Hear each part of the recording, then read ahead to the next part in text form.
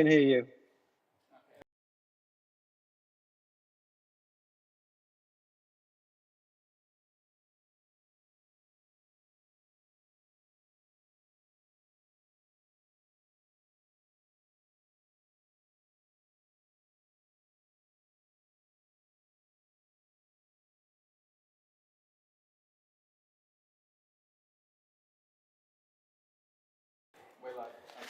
Okay.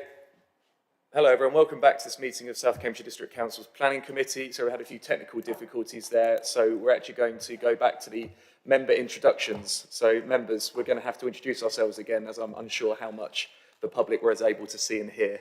So my name's Councillor Henry Batchelor. I'm one of the members for the Linton Ward and I'm the chair of the committee. Councillor Peter Fain is the vice chair. Peter Fain, Shelford Ward. Thank you very much. Councillor Bill Handley. Bill Handley, Owen Willingham Ward. Thank you. Councillor Dr. Toomey Hawkins. Good morning, Chair. Good morning, everyone. Toomey Hawkins, Caldecott Ward. Councillor Mark Howell. Mark Howell, and I'm still the member of the Caxton and Papworth Ward. Councillor Peter Sanford. Good morning, everyone. I am also the other member for Caxton and Papworth Ward. Councillor Dr. Richard Williams. Thank you, Chair. Richard Williams, member for the Whittlesford Ward. And joining us virtually, Councillor Richard Stobart. Good morning, Councillor Richard Stobart representing the Girton Ward, and I'm substituting for Jeff Harvey, Councillor Jeff Harvey this morning. Thank you very much. Also joining us in the room, we have a raft of officers at the top table here. So to my left, we have Phil McIntosh, who's the Interim Delivery Manager. Good morning, Chair. Good morning, members. Yes, Phil McIntosh, Interim Delivery Manager, Greater Cambridge Shared Planning Service. Thank you. And Michael Sexton, the Area Development Manager. Good morning, Chair. Good morning, members. Michael Sexton, Area Development Manager. Thank you very much. And Mary Collins, a Senior Planning Officer. Morning, Chair, and morning, members. Mary Collins, Greater Cambridge Planning, Senior Planning Officer. Thank you. And Vanessa Blaine, our Senior Planning Lawyer. Good morning, Chair. Good morning, everyone. Yes, Vanessa Blaine, Legal Advisor to the committee. Thank you. And last but not least, Mr. Lawrence Damari Homan, who's our Democratic Services Officer and will be clerking the meeting today. Thank you, Chair. Good morning, everyone. Lawrence Damari Homan, Democratic Services Officer for the Planning Committee. Thank you. Could I ask David, who's joining us online, to switch his camera off, please? I'm assuming it's David Rowe, possibly. Thank you very much. Okay, members, that's the introductions out of the way. So, members, it's worth noting if any of you need to leave the room at any point, please do indicate to either myself or the Vice Chair so that can be minuted. We will be taking regular breaks throughout the meeting, dependent on where we are in the agenda. But if a member does feel the need to have a break prior to that, please do, again, indicate and we'll do our best to accommodate. Okay, members, before we move into the main agenda, I'm going to hand over to Phil McIntosh, who wishes to talk to us about one of the items on the agenda today, agenda item number 6. Phil, over to you. Thank you, Chair. Yes, in relation to item 6, which is for a bicycle shelter at Walkling Way, it came to light yesterday that there was an issue with the ownership certificate that had been submitted by the applicant for the application, and that we needed to correct that certificate. And as a consequence, we need to carry out a further round of consultation due to that certificate being corrected. So I'm therefore recommending that we need to defer that item until we finish that round of consultation. Okay, well, following that advice, members, I would like to propose that we do defer item 6 to a future meeting. Would anyone care to second that? Seconded, Chair. Thank you. Members, do anyone wish to debate this, or can we agree it? Agreed? Thank you. Okay, so we've agreed to defer item 6. Okay, with that, we'll move on to the main agenda, which, beginning with item 2, apologies. Lawrence, apologies, please. Thank you, Chair. So we have apologies from Councillors Ariel and Martin Khan, and also apologies from Jeff Harvey and Heather Williams today. Thank you very much. Councillor Chair, I Fane? think we also have apologies from Councillor Will Jackson-Wood. Yes, we do, actually. Sorry, yeah, came quite late this morning, but yeah, Councillor Jackson-Wood has also sent us apologies for today. Agenda item 3, members' declarations of interest. Do any members wish to declare any interests, pecuniary, disclosable pecuniary, non-disclosable pecuniary, or other? Councillor Hawkins. Thank you, Chair. I'm not sure if this is of relevance, but just to mention that I did go to the Hotel Felix when it was still operating some years ago to have afternoon tea. I think probably most of us have at some point, but yes, that has been noted. No further declarations of interest, then we'll move on to item 4, which is minutes of the previous meeting. So members, we're looking at the minutes which were sent round subsequent to the agenda, and this is relating to the meeting on the 16th of June. Do any members that were present wish to make any comments on that, or can I sign them as a correct record? Councillor Fane? Chair, I wasn't present, but I thought perhaps I'd better mention that since I'm listed as being the Vice Chairman at the top. So. Okay, I think that's been noted. Obviously, Councillor Jeff Harvey stood in as Vice Chair for that meeting. Pretty worth minuting that. Okay, well, with that one small change, are we content that we accept those as a correct record? Agreed? Thank you very much. Okay, with that, members, we'll move on to the main business on the agenda today, which starts on page 1 of our agendas, agenda item 5, and it's a planning application at the former Hotel Felix site in White House Lane in Girton. The proposal in front of us is the demolition of the existing buildings and the erection of a care home with associated works. The applicant is Cassel Hotels, and the reason it's before us, it's been called in by the local member. It's a departure application, and the application raises special planning policy or other considerations. The presenting officer, as introduced earlier, is Mary Collins, who's joining us in the room. So, Mary, I will hand over to you for any updates to the report in front of us, and then an introduction to the reports, please. Thank you, Chair.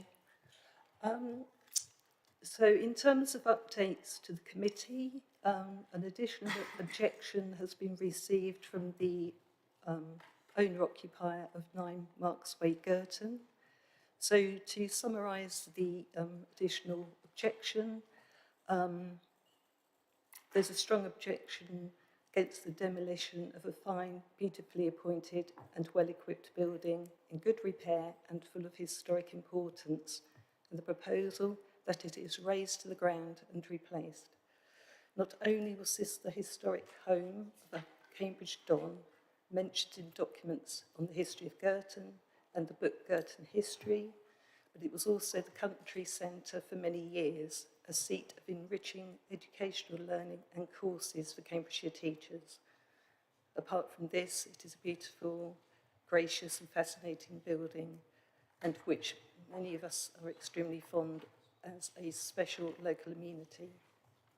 The trees, particularly the large sequoia, were used by course leaders at the country centre to demonstrate nature activities and creative ideas for teachers to use in schools.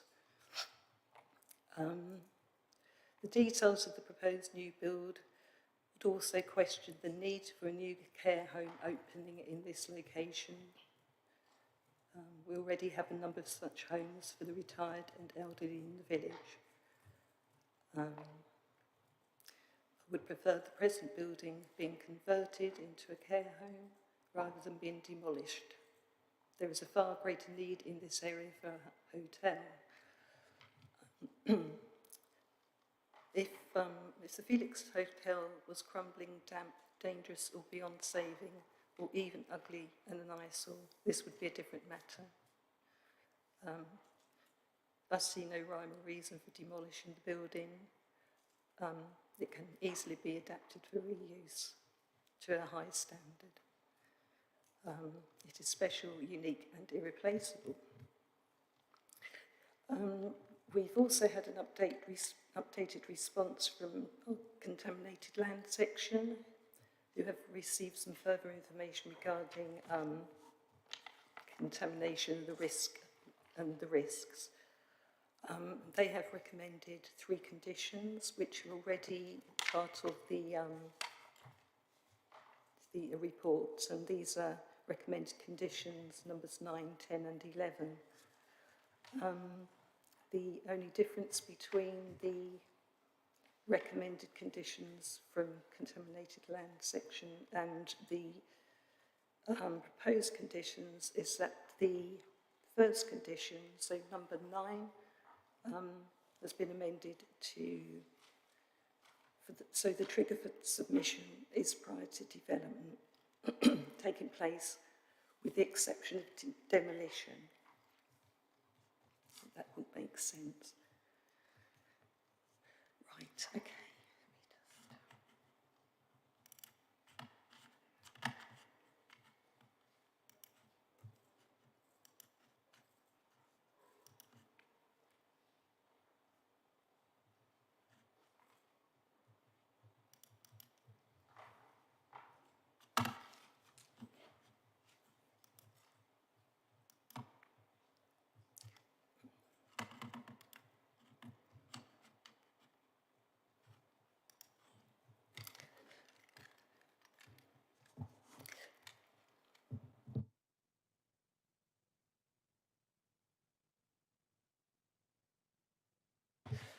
Right, okay, I hope everyone can see the first slide, and so I'll start my presentation.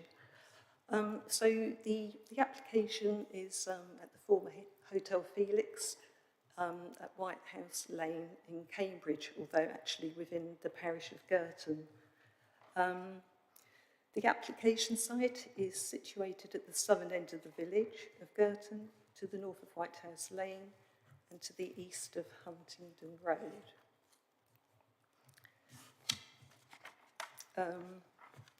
The site lies outside the Girton Village Development Framework and within open countryside and the Green Belt. So from here you can see the location of it. So you've got Girton Village pretty much here, White House Lane here, Cambridge there, and the Hotel Felix there.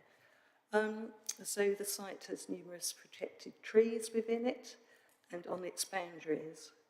The site lies within flood zone 1 with a public footpath running north-south along White House Lane, which also forms a cycle route to Darwin Green. Immediately to the east of the site lies the boundary of Cambridge City Council. The application site is currently... Oh, sorry, I'll just show you some views. So this is a current view from Huntingdon Road. The actual site is behind here. So I think you can just about see where the existing building is. And this is the view currently along White House Lane of the proposed site. This is another one just showing the context from White House Lane. And these are views towards the site from the public footpath. So the application site is a large 52-bedroomed hotel with a restaurant set in landscape grounds and access via a drive from White House Lane. The building is now permanently closed. It's comprised of an original Victorian main house with later extensions in the form of a single-storey and two-storey wings to the side and rear. The site lies adjacent to the rear gardens of neighbouring properties to the northeast in Thornton Close. There's a separation to the northeast, in Thornton Close, and then there's also properties here in the Brambles. So the proposal would involve the demolition of the hotel and restaurant and the construction of an 80-bedroom care home facility with associated recreational spaces, clinic facilities, back-to-back house facilities, kitchens and recreational facilities. The proposal includes a dementia research centre linking in-house care to professionals working at Addenbrooke's Hospital and the wider community. siting of the proposed care home would be largely in the same position as the existing building, slightly to the west and further south, allowing sufficient distance to provide a level of amenity to the adjacent residents and respect the green belt and views to and from the site. Oops. The replacement structure would be predominantly 2 stories with a localised 3-storey feature to mark the entrance to the care home.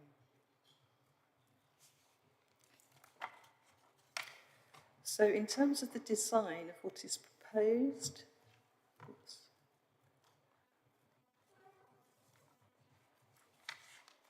Oops, sorry, let's go back to this bit.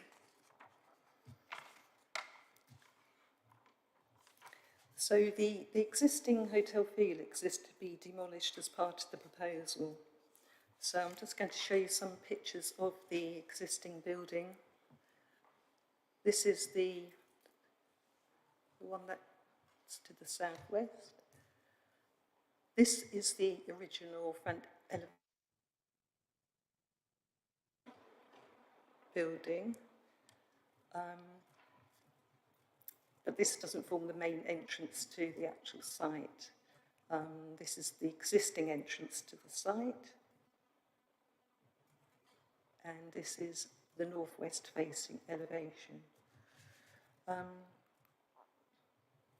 So the existing building doesn't benefit from protection against demolition through listing status or through being located within a conservation area. Demolition can be carried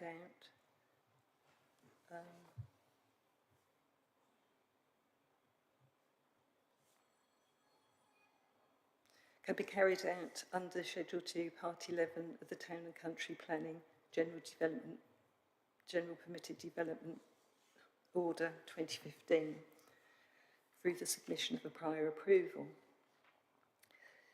However, officers consider that the building is an undesignated heritage asset of moderate significance and is therefore material consideration in the determination of this planning application. Although the reuse of buildings is favoured over demolition wherever possible, demolition and new construction may be acceptable where the original structure is no longer fit for purpose and the replacement building produces a more sustainable development. There are no policies within the adopted local plan, MPF, or the Council's Sustainability SPD that seek to retain existing buildings on the grounds that it is not a sustainable approach to development to demolish. So, this is the proposal. This is what is proposed to replace the existing building. The proposed design has been inspired by a neoclassical aesthetic. The principal external materials are plain grey brick and the pitched roof is slate. As mentioned before, there will be a landscape scheme that's accompanying the development. And this will consist of a century garden, private terraces for ground floor bedrooms, a residence garden and associated parking court. The northwestern end of the building is approximately in line with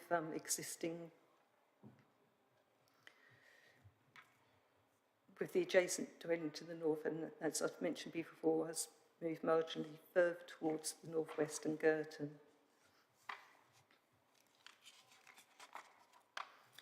So I'm just going to go through some slides showing the design of the building. So this would be the one that faces the one of the open spaces to the southeast. This is just a CGI showing the material effect of what it could look like. Again, this is another one shown in relation to its landscape grounds. This just generally shows the elevation, showing, as I say, the neoclassical design to it.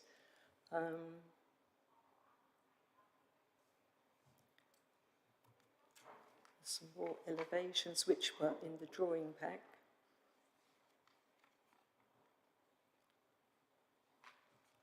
This is another CGI showing the potential courtyard, what it would look like.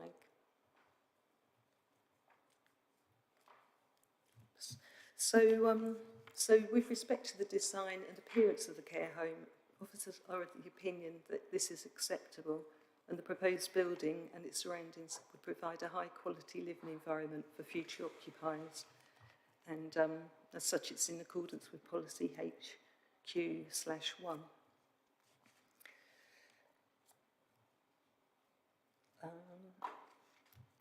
There are a number of trees on the site, some of which are covered by tree preservation orders, and it's proposed that a number of trees are to be removed to make way for the development, and also that a number of trees are to be relocated. So here we've just got an indication of existing trees on site. The trees in yellow are the ones that are proposed to be sort of relocated and planted elsewhere in the site, and I will show you a slide of that later on in my presentation. So, as I mentioned before, the application site is within the Cambridge Green Belt, and it is situated in a finger of green belt which separates the village of Girton from the city of Cambridge. So this shows the green belt. Here you've got the village framework of Girton, and this in grey is the city of Cambridge. So this sliver of green belt is known as the Girton Gap. This area is bounded by Huntington Road to the southwest, and to the northwest by residential properties in Thornton Road and the Brambles. And the development framework, as I say there. To the southeast by White House Lane, and on the opposite side of White House Lane is the Naiad building in the city of Cambridge. This area of land includes the House Close sports ground to the northeastern end of the site, so here, and the playing fields in the southwestern end are both used by Anglian Ruskin University. This area of land clearly separates the edge of the city of Cambridge from the suburban part of Girton, but the existing Hotel Felix is located within this gap and appears to bridge the gap. Maintaining this gap is important in terms of the evolution of both settlements, and it should be important that they're not seen as merging into or subsuming one another. So officers consider the main issues are the impact on the green belt, openness and the purposes of the green belt.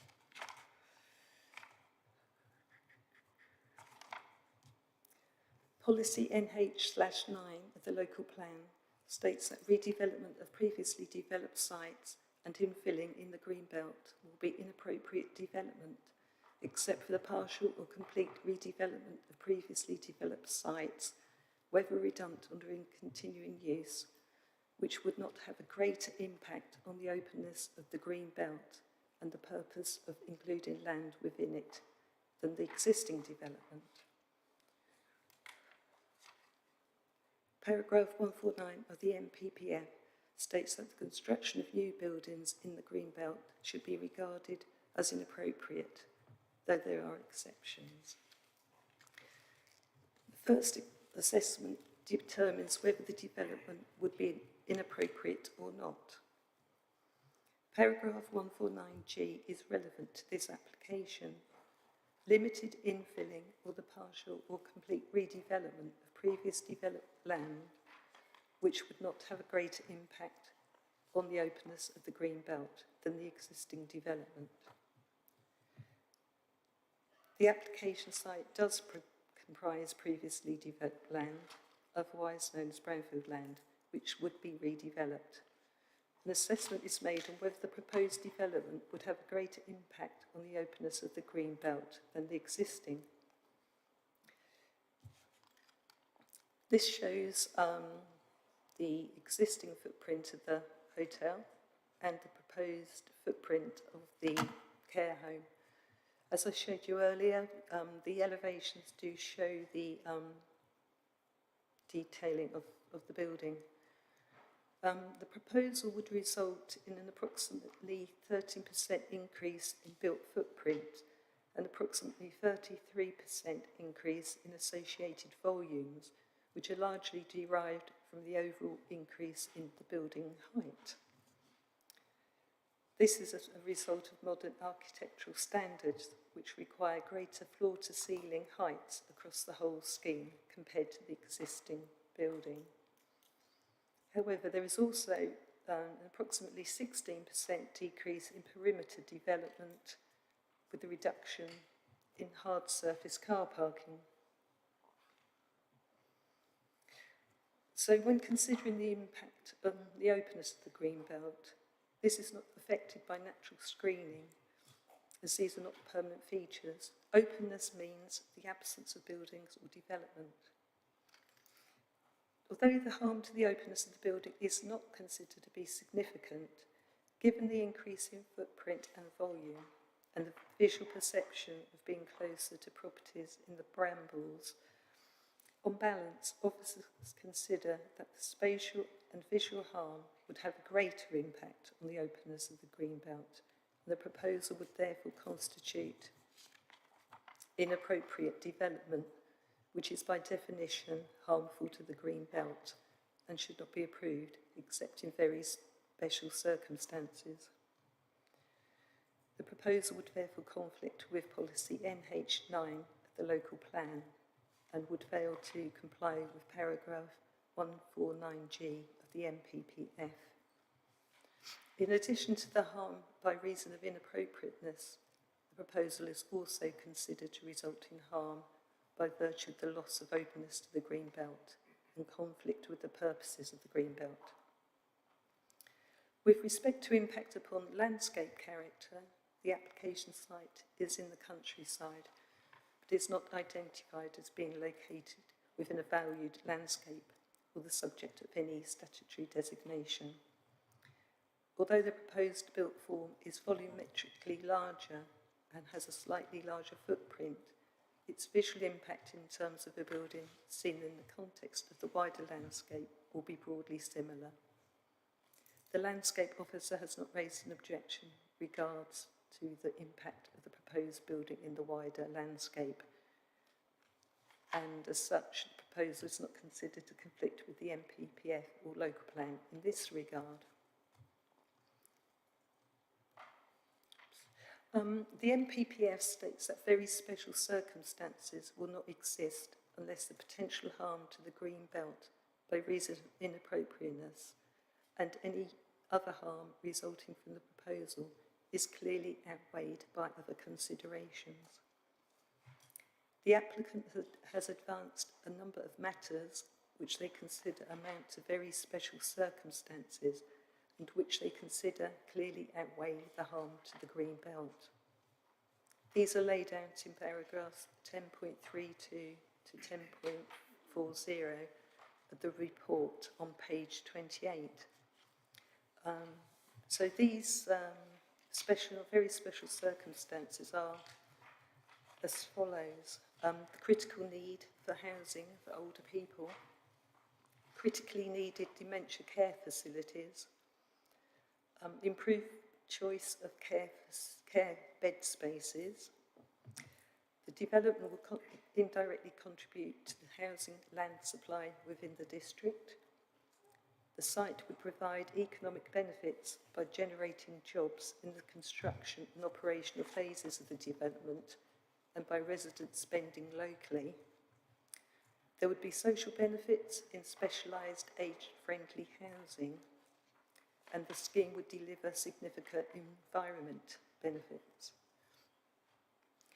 Officers consider the proposal would meet an identified need for specialist C2 housing with a focus on dementia care and provision of a dementia research centre. The proposal would provide economic benefits, including additional employment through the construction and operational phases. The site has also previously developed land within the Green Belt. These factors are considered to carry significant weight as very special circumstances. The other benefits, such as the release of existing housing stock, improved choice of bed spaces, social benefits, biodiversity enhancements within the Green Belt, and economic multiplier effects of increased expenditure, are less outstanding and carry more moderate limited weight. But nevertheless, these also contribute as very special circumstances. Nevertheless, taken together, officers consider these factors do amount to very special circumstances which outweigh what is a balanced assessment regarding harm to the Green Belt.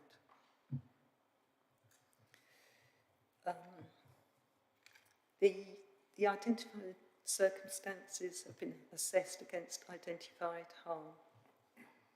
Paragraph 148 of the MPPF states that very special circumstances will not exist unless potential harm to the Green Belt by reason of inappropriateness and any other harm resulting from the proposal is clearly outweighed by other considerations.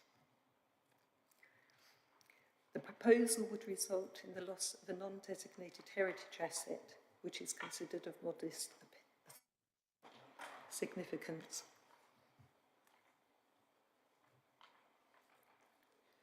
The building is not protected by virtue of being listed. It is immune from such designation or located within a conservation area. Furthermore, the council has not identified any other buildings of local heritage interest within the local plan. As such, officers attach limited weight to this in terms of other harm caused by the proposal. Given these circumstances, officers are of the view that the loss of a non-designated heritage asset carries limited weight.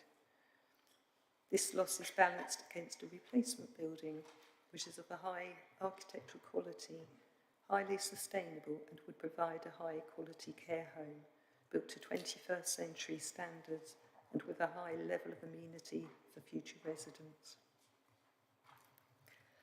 To conclude, officers, all identified harm has been weighed in the planning balance against the very special circumstances that have been identified.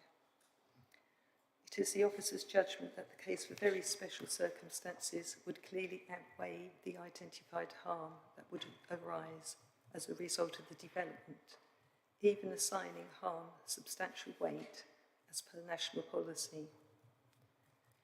Having taken into account the provisions of the development plan, NPPF and MPPG guidance, the views of statutory consultees and wider stakeholders, as well as all other material planning considerations, such as the very special circumstances, the proposed development is recommended for approval subject to a Section 106 requiring burial contributions to the parish of Girton.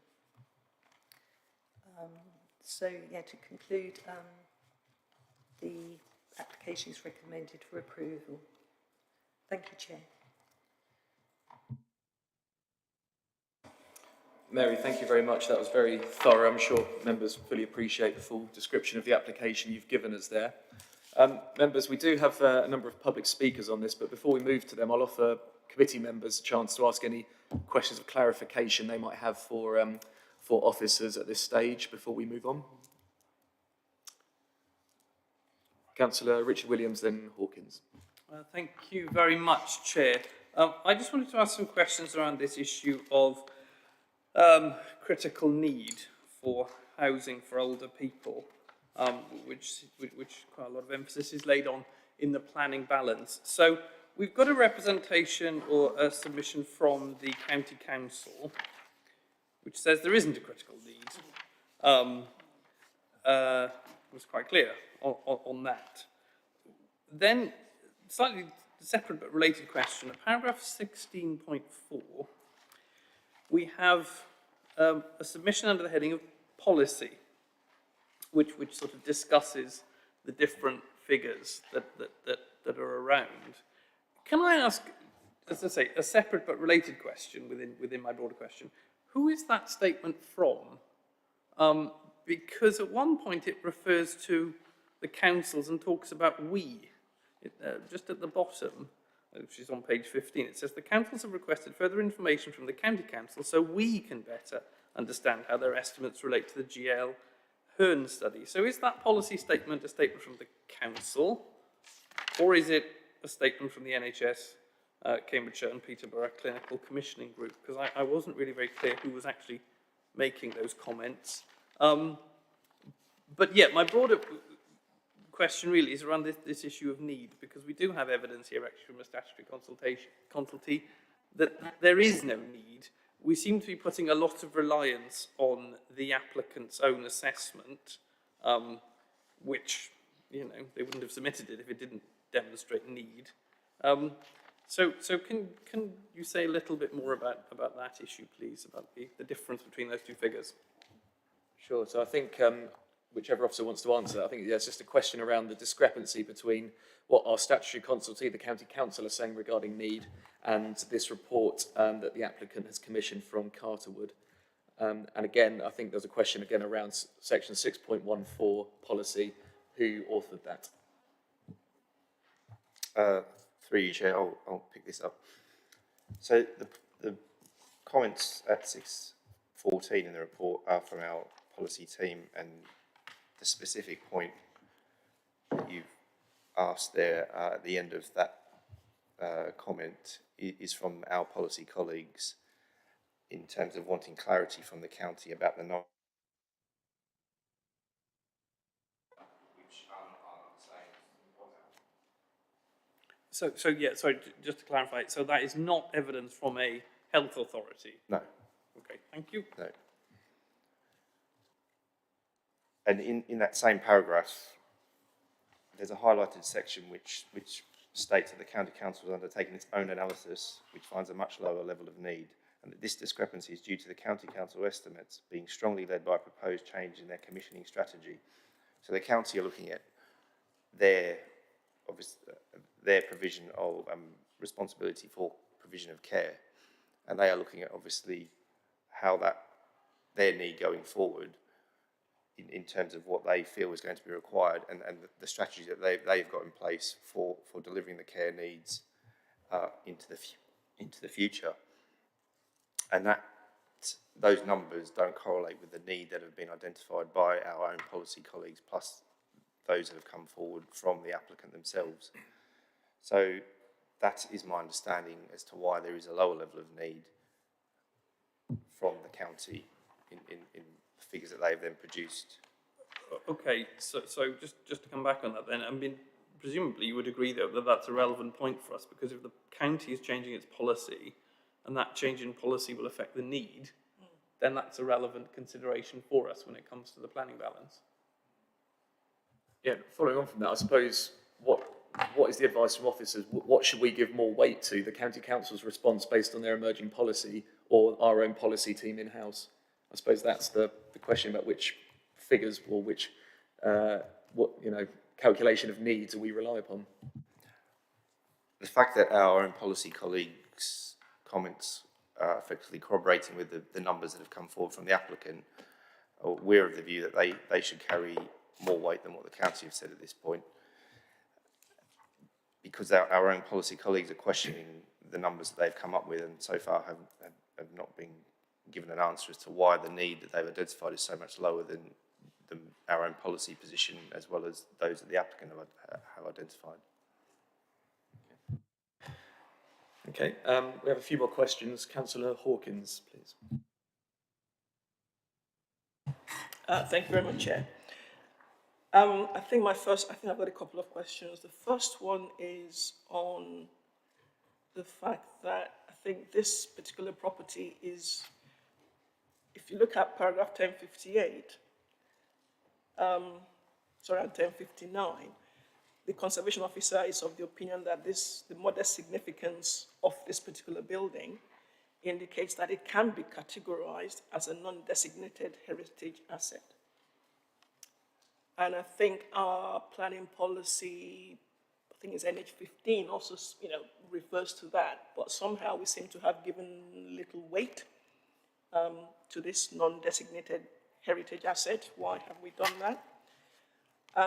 My second question is on paragraph 1039, which is on the biodiversity net gain assessment that's been prepared. I recognize that this was done perhaps a few months ago, but there's now a metric 3.1, and metric 2 was what was used. Has there been an update on that or not?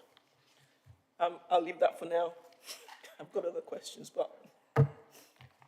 Did officers catch those two questions?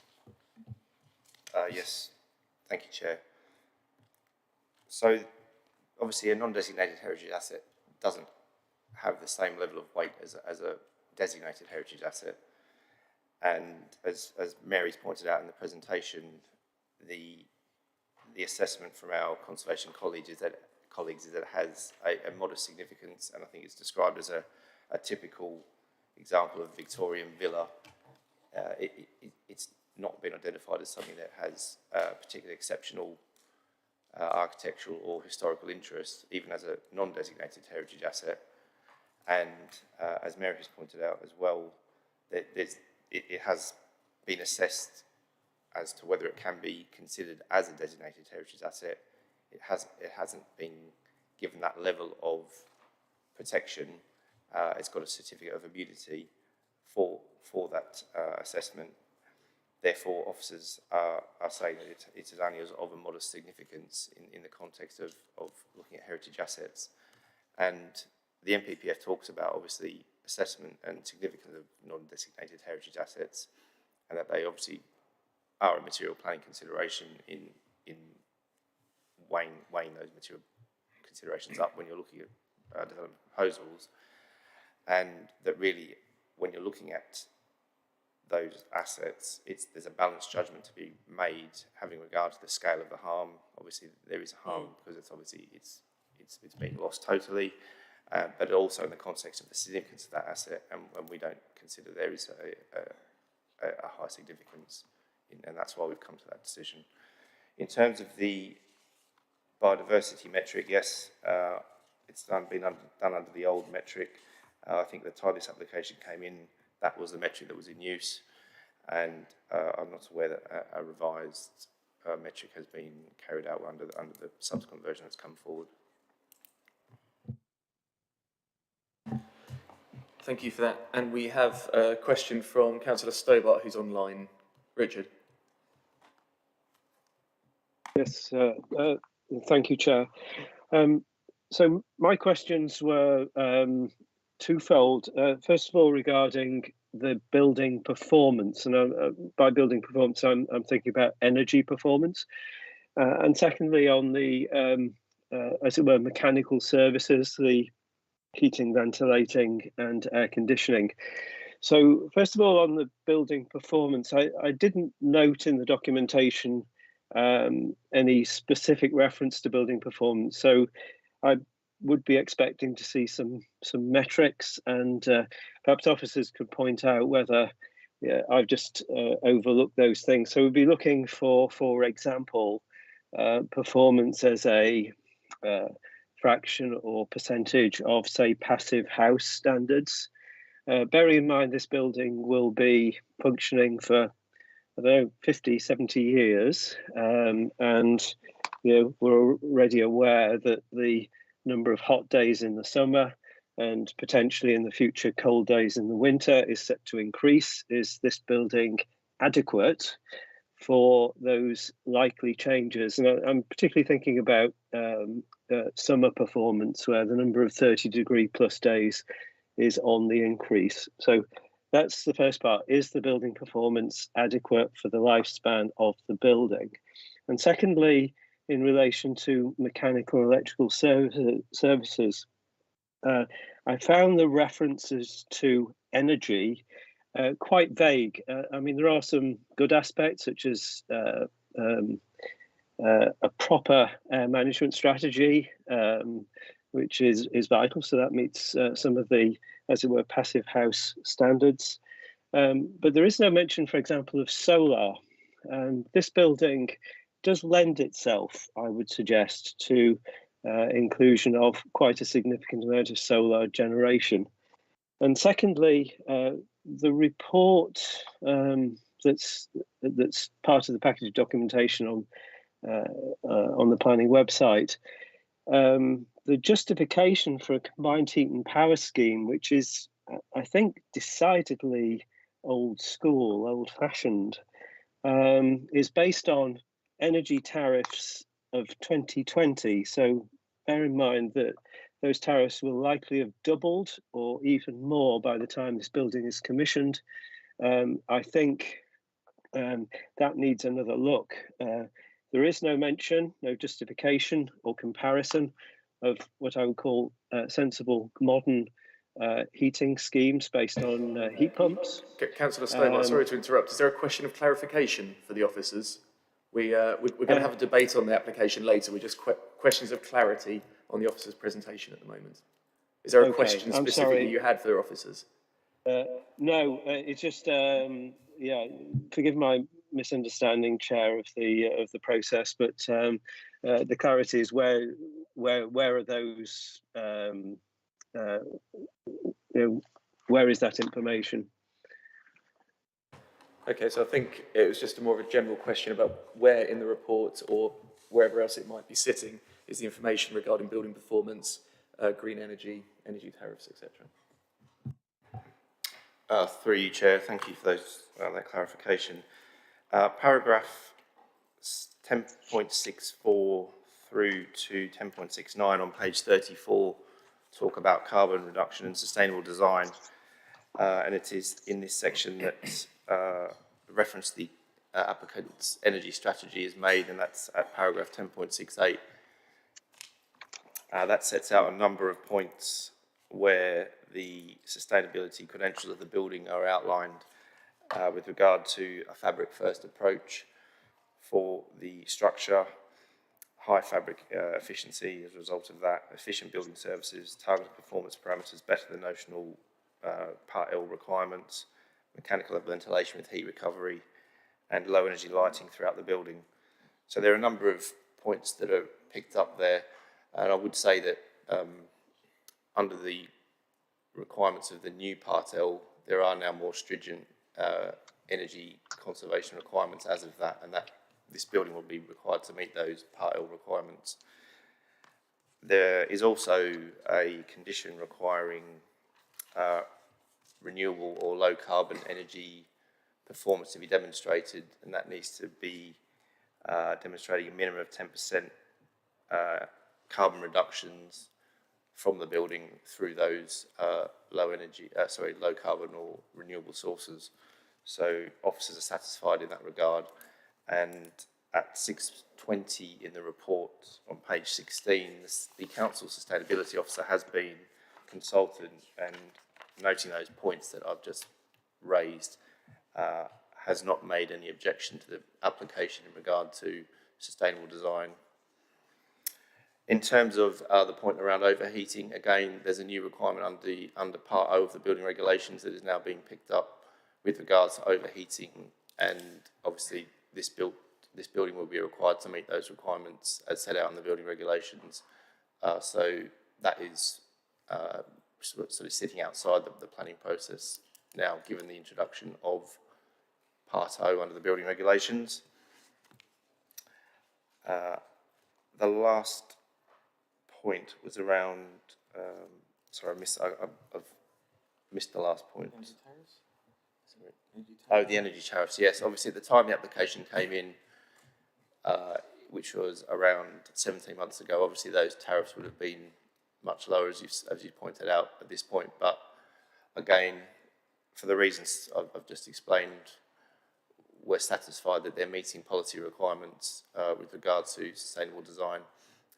There's no policy requirement in terms of passive house provision that they would need to meet, although I understand that yes, they are sort of exemplar standards, but at this stage, there's no requirement that they need to demonstrate passive house requirements. Thank you, Chair. Thank you. And Councillor Stobart, obviously there will be another opportunity during the debate which follows our public speaking to raise these points again should you wish to. Members, I've got no one else wanting any questions or clarification, so we'll move on to our public speakers, who I believe are all joining us in the room. First up, we have Mr. Tom Bygott. For those that don't know, Tom was a district councillor, so I'm sure you're familiar with the process. Good to see you again, by the way.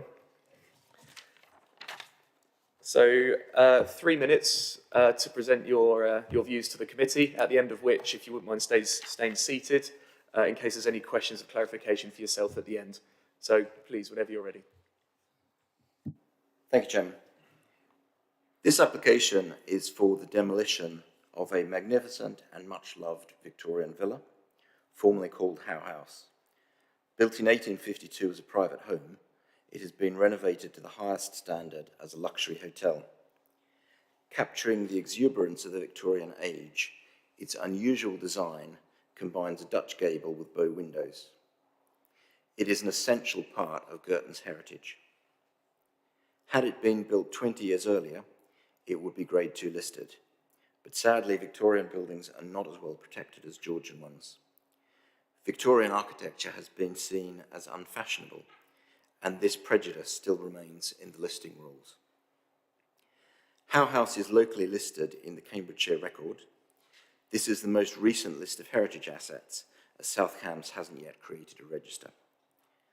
Paragraphs 184 to 202 of the MPPF set out the planning basis for preserving local heritage assets, non-designated ones, as do policies NH14, HQ1 and DP1 of the local plan.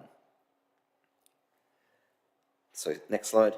Howe House, marked in red, is a small building on a very large plot of land. The new building would fit, as designed, on either side of it. There is also ample room to build around it, as the hotel had been. If floor heights are an issue, there is no reason why the care home needs to connect with Howe House on the same level. It could be used for staff or visitors, or even for an unrelated purpose. It is not necessary to demolish Howe House to build a care home on this site.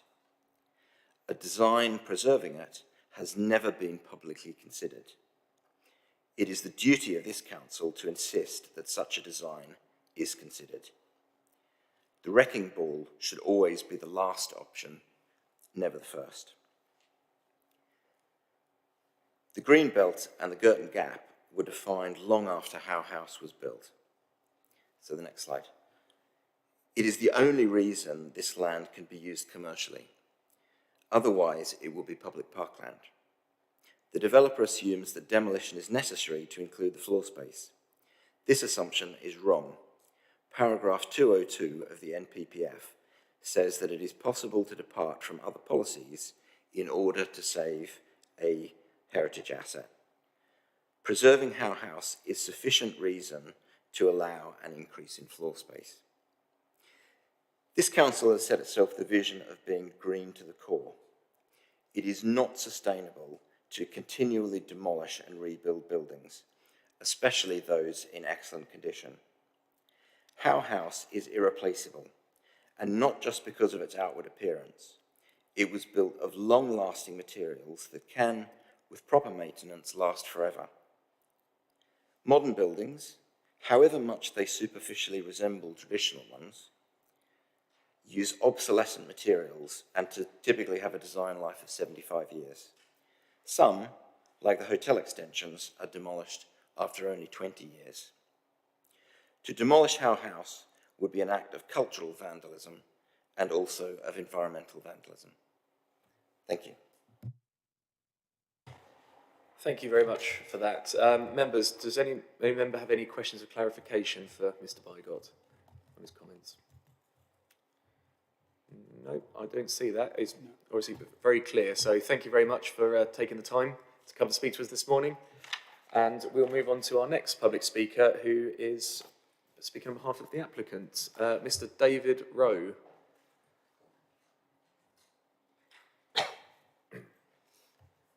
Good morning.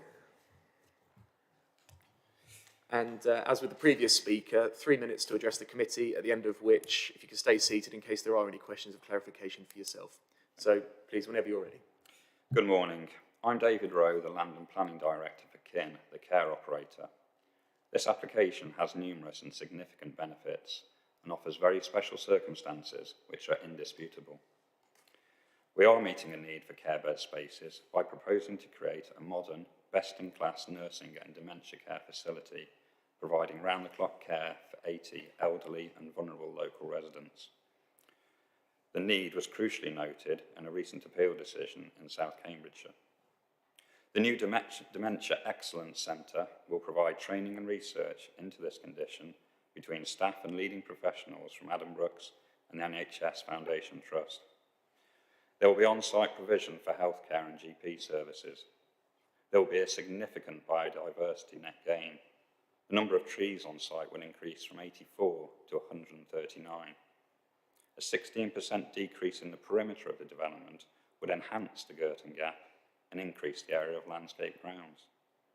The new home will create around 115 new jobs, relieving pressure on the NHS and local public health services. The scheme will positively contribute towards the Council's housing requirement, unlocking under-occupied larger homes for families. The new building will enable the delivery of expert care in a purpose-designed and built environment that offers standards well never about the need for quality accommodation, including full wet room provision and higher standards in building design. Not only is there an unquestionable need for more bed spaces, but also a critical need to provide better care accommodation. The first task undertaken was an assessment of the existing building to determine its suitability for retention, and then look to provide services deemed essential by the CQC. The current building is not DDA compliant, has poor building fabric, has both internal and external levels issues, and also suffers from subsidence. Whilst attractive in small parts, the building has been heavily altered through demolition, unsympathetic extension and alteration. In short, the existing building cannot provide excellence in terms of sustainability or offer the best quality of life to its residents or visitors. The location is highly sustainable for care, ideally located for staffing, transport and amenities. This new state-of-the-art home would serve those elderly residents and their families at the most vulnerable time of their lives. In summary, we believe that our proposed redevelopment represents the most compelling opportunity for this previously developed site and provides excellent fabric-first sustainability and green credentials, including CHP. We believe this is a high-quality, elegant design that offers a perfect opportunity to help improve the lives of local people with the most complex needs. Thank you. Thank you very much, and perfectly timed, so I appreciate that. Members, do we have any questions of clarification for the applicant, Mr. Rowe? We've got 3 speakers, starting with Councillor Hawkins, then Williams, and then Handley. Councillor Hawkins, please. Thank you very much, Chair. Thank you, Mr. Rowe, for your presentation. Let me start with the trees. There is a TPO on the site, I understand, and you mentioned that, I think it's in, beg your pardon, there's somewhere where you are going to some trees. How do you propose to move? These are already semi-mature trees without killing them. Well, we're actually proposing to plant semi-mature trees as well in addition to what's existing there. So the removal would be using what's a specialist removal tool called a spade, and basically goes around the trunk and digs an area of the root protection ball that is suitable for moving these trees, and then relocates it into a large hole suitable for those trees to go into. So this is a practice that has been done many times before, successfully. Okay, thanks for that. Now onto the building itself that is of concern. You mentioned that you had a look at the fabric and all that, and it's poor fabric, and there's an element of subsidence. Can you explain just how much subsidence? And when you say poor fabric, I'm sorry, but I don't understand how poor that fabric is and why that fabric could not be improved. Essentially, the building is suffering from lots of different issues. Subsidence within the building itself, not just the curtilage of the walls. So internal staircases, basement foundations, the structure of the actual building itself. If you looked at some of those photos and zoomed in, you'll see that there's lots of cracks around windows within the brickwork itself. So the whole building is unstable at present, and the fabric itself is very old. It's a Victorian villa.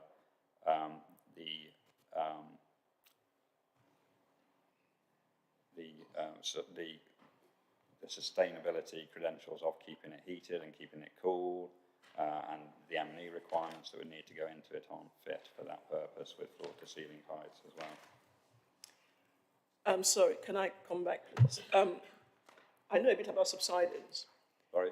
I know a bit about subsidence. Yeah. Okay. And, you know, cracks by windows and stuff like that. That does happen, yes. But the type of soil that that building is on is not one that causes subsidence, as far as I know. I might be wrong.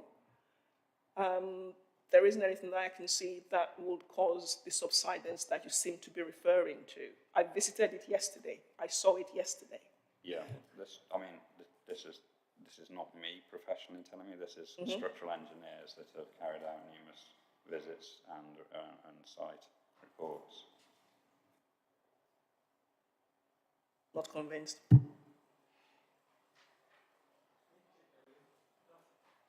Thank you very much. Next we have Councillor Williams, please. Okay, thank you very much for your comments. You said in your presentation that there was an unquestionable need for extra care, so you can probably guess what I'm going to come on to. A couple of questions on that.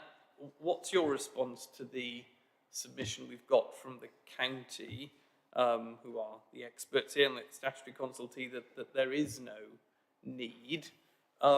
A related point, you've obviously submitted your report from Carterwood. Now, that report, I think, is dated December 2020. They're certainly the figures, that's certainly the data on the report that's listed online. Now, a lot of emphasis is laid in this application on the appeal decision in Stapleford. Well, by definition, the Stapleford Care Centre can't have been taken into account in coming up with these figures if they're from the 2020 report, because it hadn't got planning permission there. So what impact would that development have on this? Presumably that's going to meet some, if not quite a lot, of the need that's identified in your report. So it'd be helpful if you could explain what the impact of the Stapleford decision is on the need figures that you've put in. And then just one other point. You mentioned at one point in your presentation that this development would relieve pressure on the NHS. But again, one of our statutory consultees, the NHS Cambridge and Peterborough Clinical Commissioning Group, has told us that the local GP service simply couldn't serve the needs of another 80-bed care home. They describe it as simply not tenable for the local primary care providers to be able to service the need there. So I'd be interested in your response to that as well. No problem. There's quite a few things there. Just on the Stapleford and the Carterwood report and the submission dates. The Stapleford scheme was taken into account in the report because as part of those reports, Carterwood would take into account any submitted applications and the Stapleford site went to appeal. So the actual application was included, the numbers of those units were included within the Carterwood figures. So those have all already been counted. And to my knowledge, the Stapleford scheme is also now not looking to have an element of care, but retirement housing instead, with discussions with the latest developers there. I think all the reports I've seen, including the County Council, state there is a demand for care beds, and it's how you interpret the level of that. So some are very high and critical, some take midpoints, some take low points.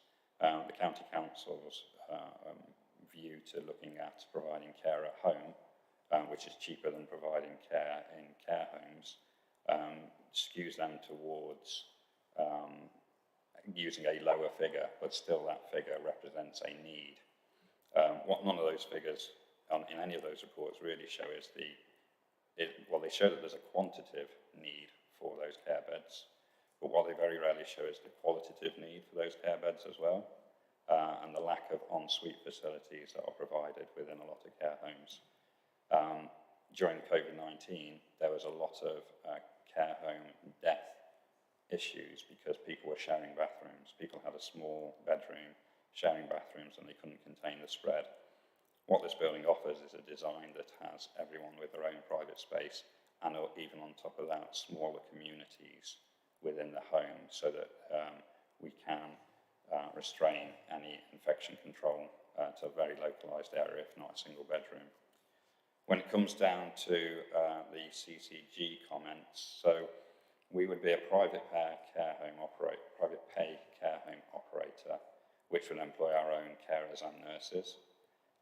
We would retain a local GP surgery, but what happens is that most of our residents' needs can be catered for by our own carers and nurses, reducing hospital stays with the NHS, but also reducing the number of call-outs from local GP as well.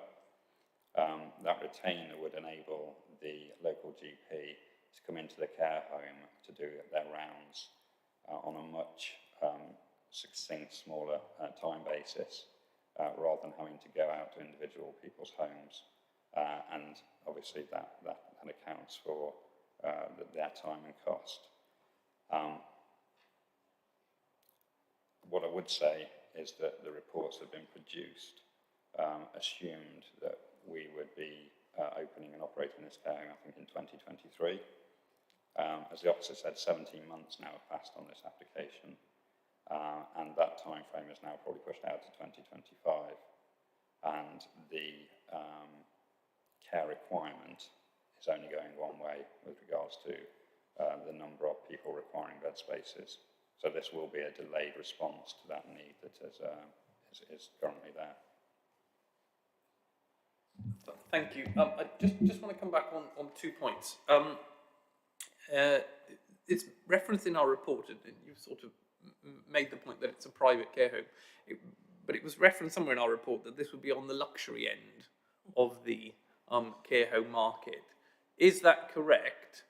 And would that not mean that you're actually servicing a very particular market, not the sort of general market for care beds, if you like, if you're operating at that luxury end? So if you could just confirm whether that's the case, and really therefore, you know, whether that does limit the number of people who'd be able to use the facility. And then just very quickly, another one. Obviously, this is on the location of this is right on the boundary between Cambridge and South Cambs. A lot of the figures that have been cited are about South Cambs, not Cambridge. But is it not the case, really, that a lot of the demand for this, or this is going to service people really from Cambridge, not from South Cambs? I mean, it might service people along the A14 corridor, but not for the majority of South Cambs, I would say, given its location. Taking that point first, the South Cambs requirement and the need base of beds is to fulfil any demand and supply from this care home. On top of that, there is Cambridge figures, which, yes, they were way better, but overall, it nearly doubles the demand for care home beds. As regards to the luxury element, I would say that this is a private pay, purpose-built, high-quality scheme that, in fact, if possible, if local authority rates would enable, that every care home should aspire to. So it's really the latest thinking and latest design, future-proofing the care needs of residents going forwards. CQC standards are probably well below where they should be at the moment, and we believe people should have more space, more accommodation, and more communal facilities. On top of that, we've got, like I said, communities within it catering for dementia care. I would say this is at the upper end of the market. Would I call it luxury? I'd just call it fit for purpose, providing private pay residents what they should deserve. Thank you, sir. From Councillor Handley, please. Thank you. Yeah, related to the last question from Councillor Williams, really, you know, could we foresee that some of the clients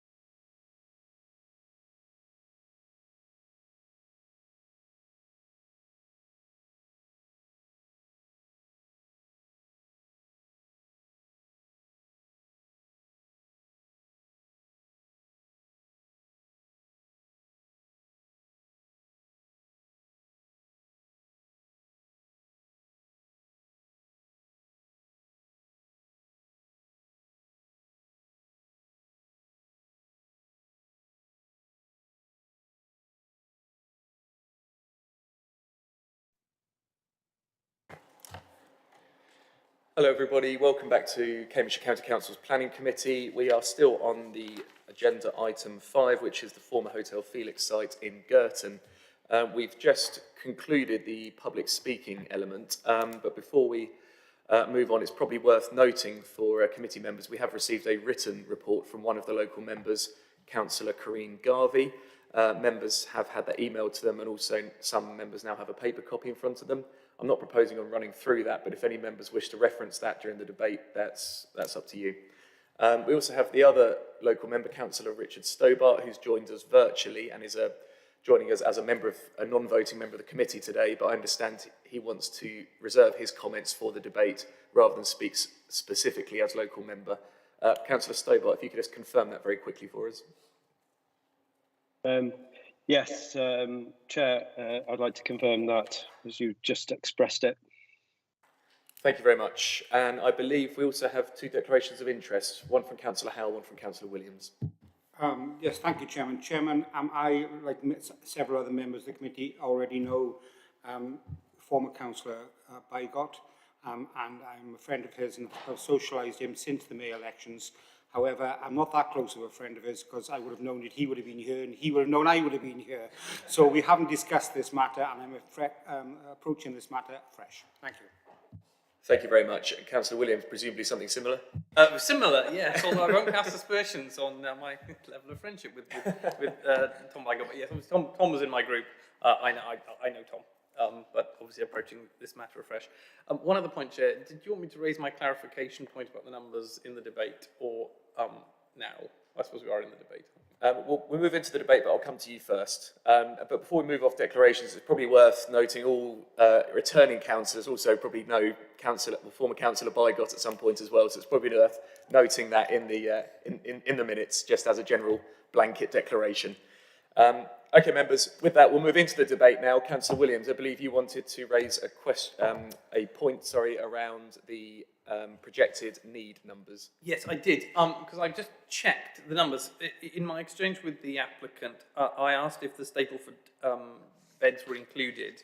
I've checked the 2020 report, and the numbers that are used in that report are, I think, the numbers from table T17 in that report. They exactly replicate what's in 10.12 of our agenda pack.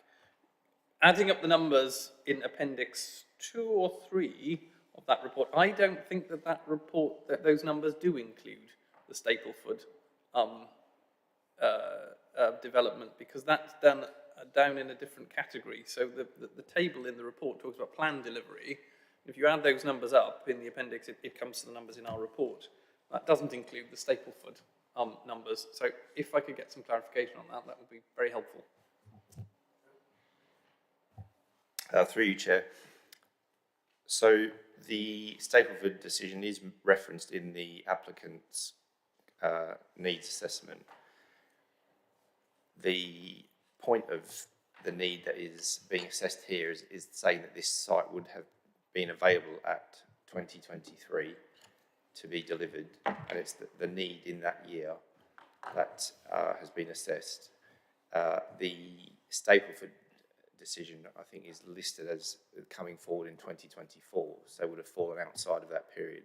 So it's acknowledged that, yes, there is an application at the time that was in. It's now been, obviously, the subject of an appeal, which has been allowed, but in terms of its delivery, it was going to be beyond the timescale that this care home was coming forward. Does that clarify? Thank you, yes it does. Okay. Thank you very much. Okay, members, we're now into the full debate section of the procedure. So, members, if you wish to make any further comments or if you have any further questions that will help you come to a decision on this, now is the opportunity. And we have Councillor Sanford and then Hawkins, please. Thank you, Chair. On page 29, paragraph 1037 and subsequent locations, there's reference to a dementia research centre. I think Addenbrook's name was thrown in later in the document. I do not see any representations from Addenbrook's or medical professionals on the need for this. In fact, Google tells me Addenbrook's already has its own dementia research centre in Cambridge on Hills Road side. is there actually a demonstrated need for another dementia research centre in the area? Okay, I don't know if any officer wishes to tackle that one regarding the need for dementia facilities. I'm not aware that there is a need for it. If Addenbrooke's have already got a facility, whether this is complementary, because there will be obviously dementia patients and residents within the care home, that there is some synergy with providing a research centre as part of that. But that's as far as I know on that point. Thank you. And sorry, I skipped over another name on my list. Councillor Faines next, and then Hawkins. Thank you, Chair. If I may, I'll make one point of clarification, and then, as we're in the debate, a couple of points on that. Just to confirm, immediately before we broke, we were assured that there was a structural engineer's report on the state of Howe House. I think I'm right in saying we haven't been able to find that, so I assume we won't be able to take that into account, but it's reasonable to take Mr. Rowe's assurances on that point. I think there are a number of key points about this application. The first is obviously the green belt status of the land, and I think the key question is relating to paragraph 149G of the NPPF as to the openness of the land. I think the Girton Gap is of significant importance to Girton in particular. It isn't just the green belt question, but as to the extent of the buildings, I think it's clear looking at the footprint that the current buildings which would be demolished extend further into the Girton Gap to the southeast than the proposed new building.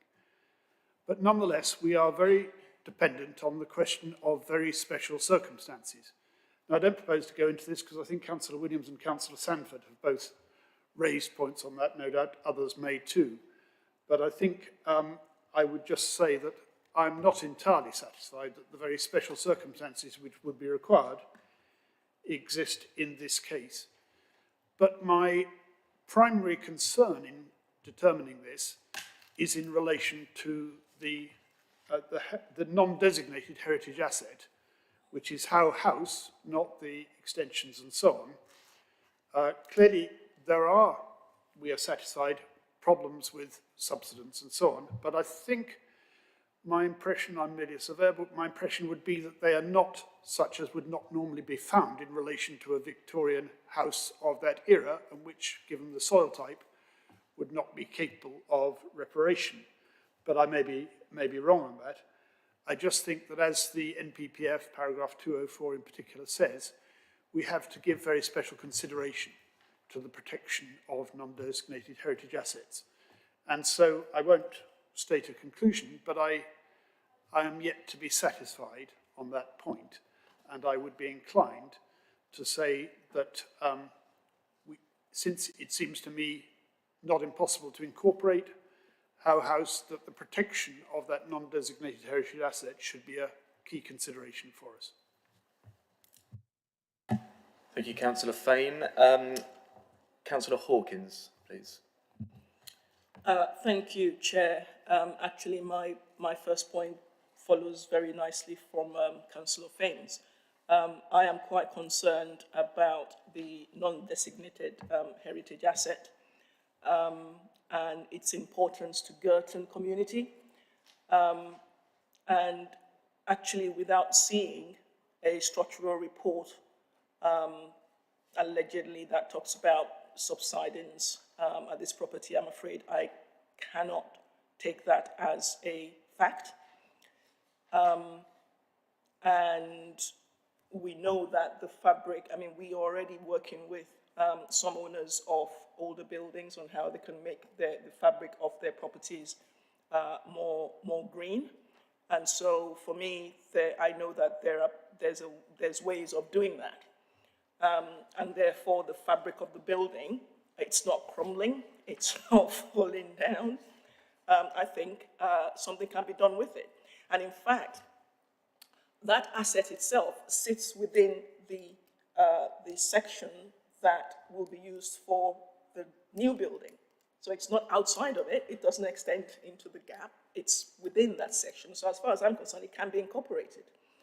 And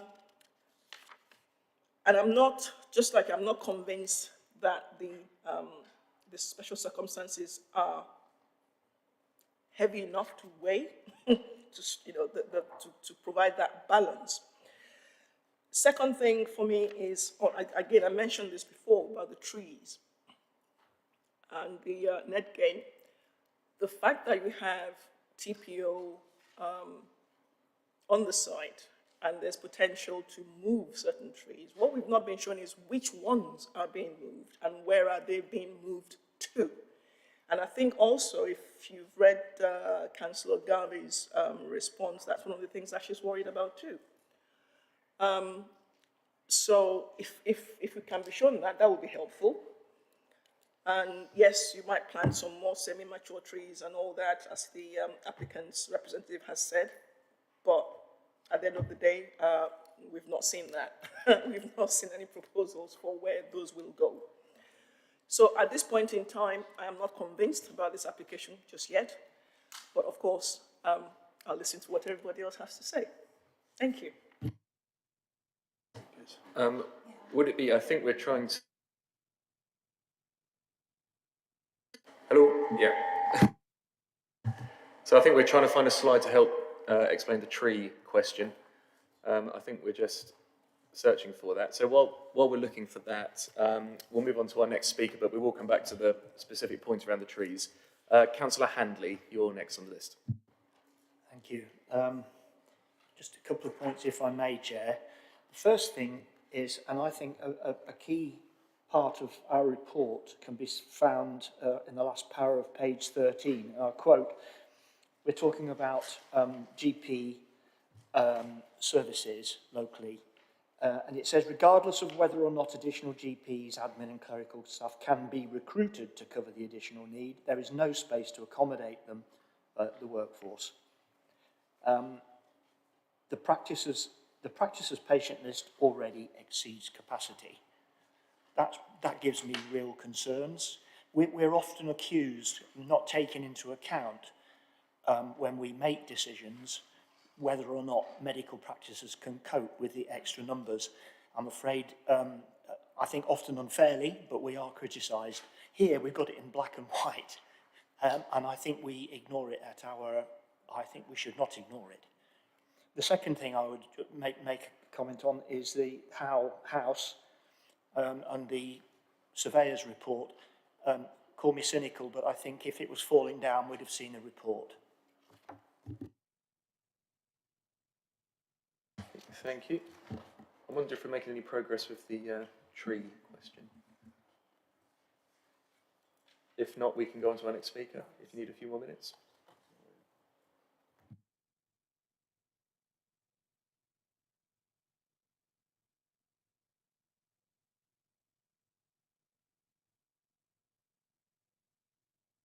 Okay, we're bringing up a slide, everyone, so I hope to attempt to answer the question around trees and moving trees with TPOs, etc.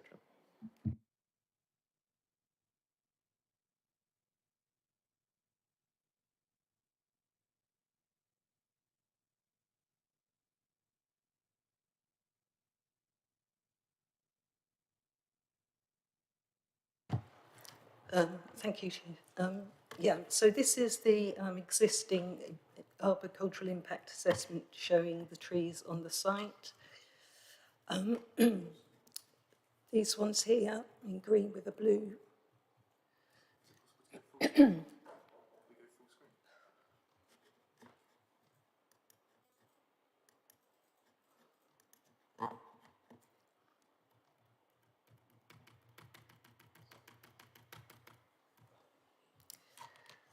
Yeah, so these here, oh, sorry, that's the wrong one now.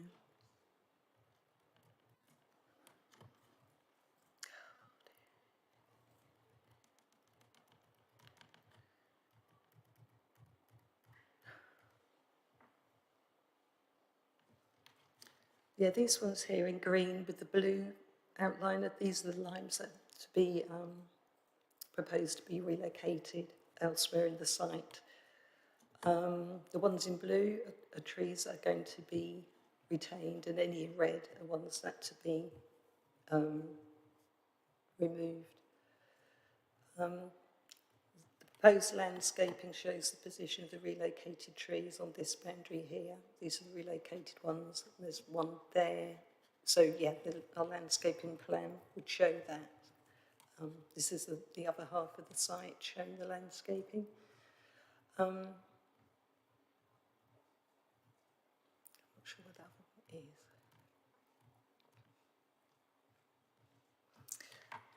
Right, yeah, this is the proposed site plan, just showing the trees to be retained. So we have got the details of where the trees are going to be put. And for clarity, which, if any, trees to be removed have protection orders on them?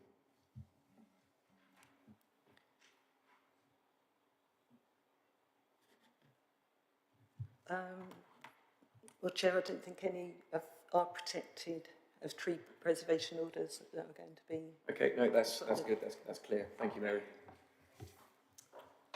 Our next question is Councillor Stobart, who's online. Richard, if you'd like to contribute to the debate. Sure. I'll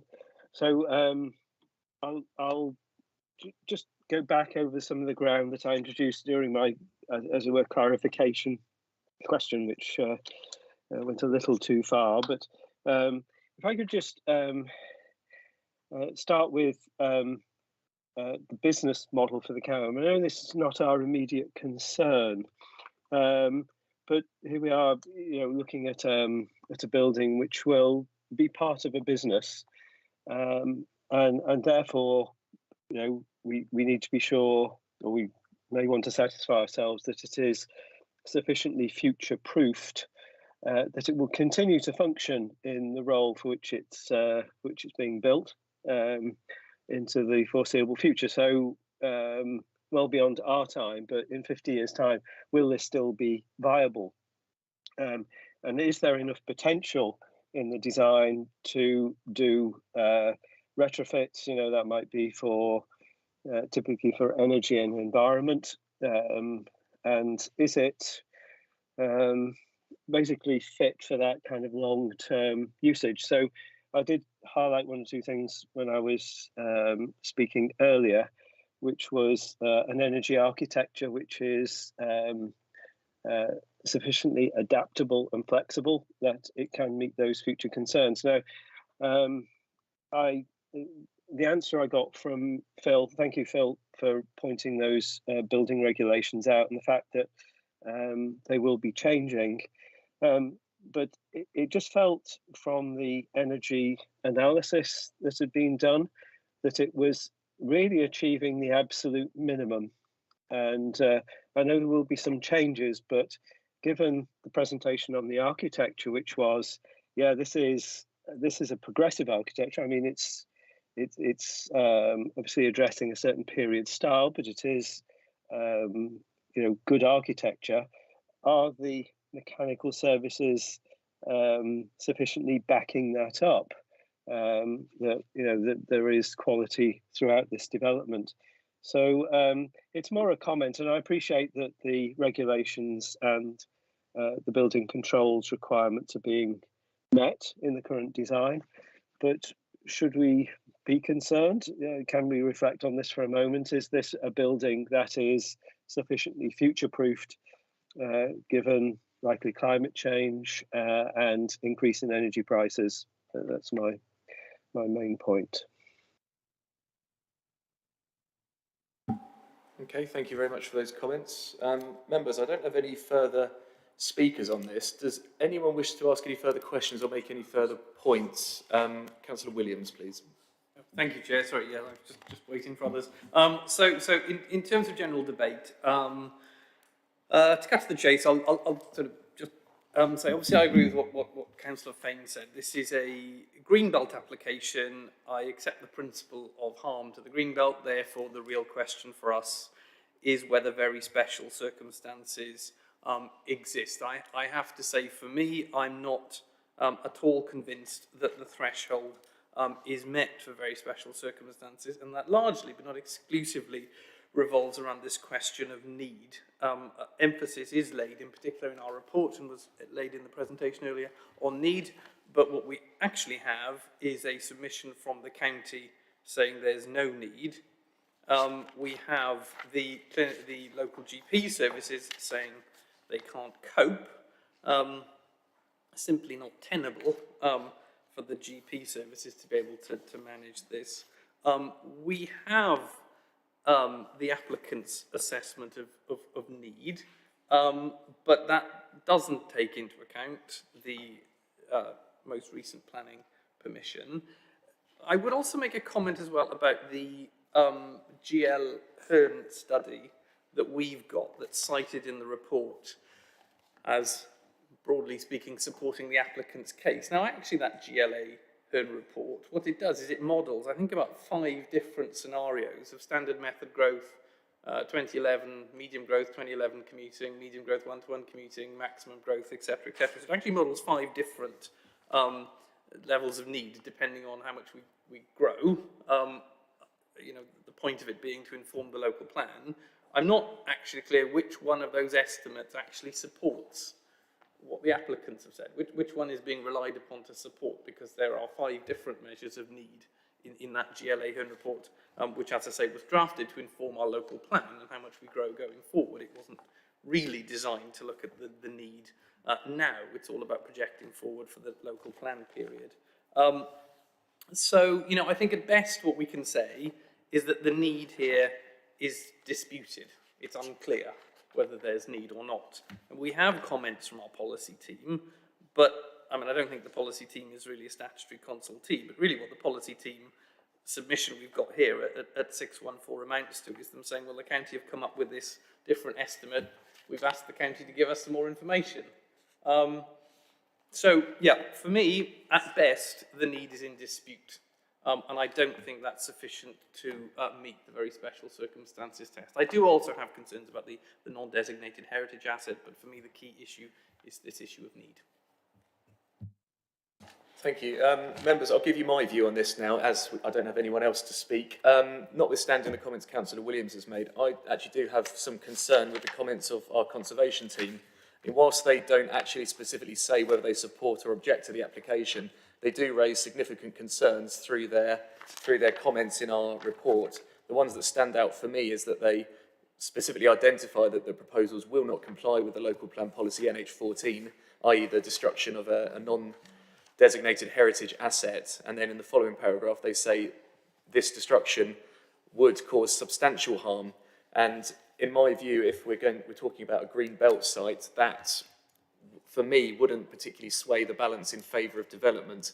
So I do have other concerns as well, but they have already been vocalised. But for me, it's the loss of the heritage asset that I have the largest concern with. So yeah, unless I hear any moving comments the other way, I'm leaning towards the harm outweighing the benefit, so I'll likely be voting against. Do any other members have any comments or any additional points they wish to add? Councillor Hawkins, sorry, I didn't see your hand. No, that's okay. Thank you, Chair. I mean, just of course, you know, what our policy says in 652 is our decisions must be based on a good understanding of how the proposals will affect heritage. And from what I've heard today, the heritage still seems to be something that, you know, is of concern to us. If for any reason, or if for whatever reason it is, this bad information, of course, I would expect that, I think it's 654 or 5, I can't remember which it is anyway, that, you know, there will be a record of that heritage asset put together by the 657, that's it. There should be a record of the heritage asset if we're going to lose it. I hope we don't, but that's just what I want to add. Thank you. Thank you for that. Members, do anyone wish to ask any further questions that will help them make a decision, or has all the points that members wish to raise been covered so far? Can't see any hands. So, members, I think we're probably at a point when we can make a decision then, if no one else has any further points to make or questions. Obviously, we have a a recommendation of approval. Members, should we wish to go against that, I think we need to vocalise the reasons that we would be refusing this. What I've heard so far, and perhaps officers can articulate this for me, I've heard that special circumstances for developing it within the green belt haven't been met.